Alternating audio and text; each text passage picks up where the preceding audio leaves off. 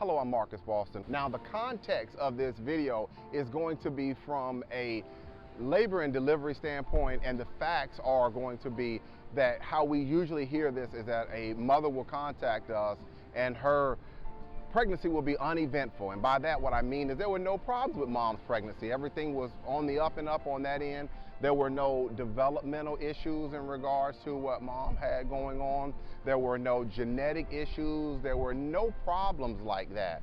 And so what happens is after birth, the baby has a brain injury. And so now the question becomes, what can doctors and nurses do to help prevent that from occurring during labor and delivery? Now, during this process, during labor and delivery, there is an important tool that doctors and nurses use called the electronic fetal heart monitor.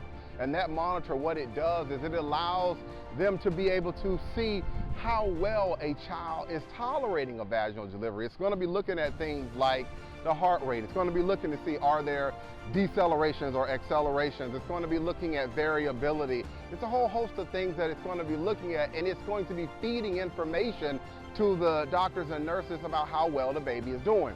Where problems can occur is when the electronic fetal heart monitor is revealing that the baby is in a condition called fetal distress. And for the purpose of this video, fetal distress is the baby is no longer tolerating that vaginal delivery.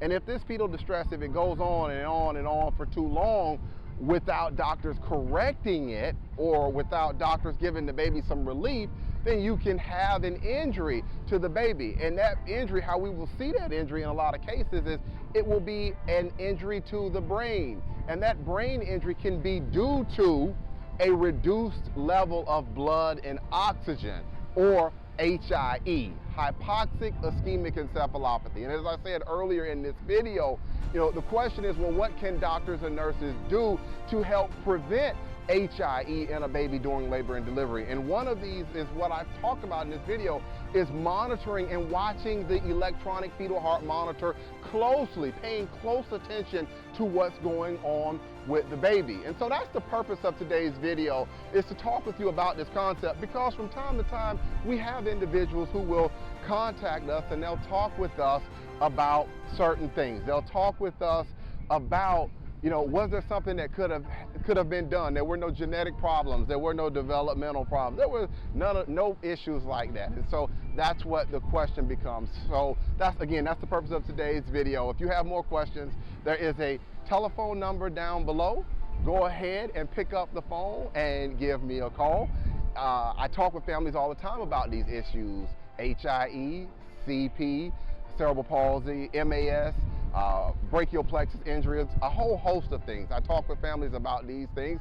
This is what we do. One other thing, as you can see on the phone number below, we're on the internet also. If you contact me and you're not in the state of Maryland, I practice law in the state of Maryland.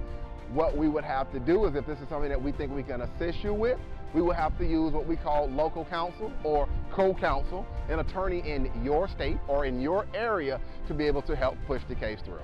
All right, that's going to be it for today's quick educational video here on the beautiful location of Montego Bay, Jamaica. I'm here on a bar conference, so I want to take some time and answer this question. But that's going to be it for today's quick educational video. Again, I'm Marcus Boston, and I'm one of the childbirth injury and medical malpractice attorneys practicing law in the state of Maryland at Boston Law Group, LLC. And we will see you next time. Take care and enjoy the rest of your day.